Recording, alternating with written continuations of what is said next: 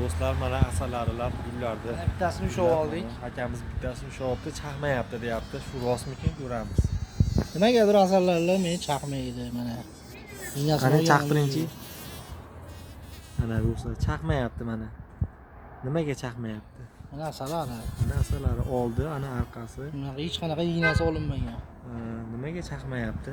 Nima deb o'ylaysizlar? Fikringlarni kommentariyada bir yozib qoldiringlar. Bu akamiz asalaridan energiya olib qo'yganligini.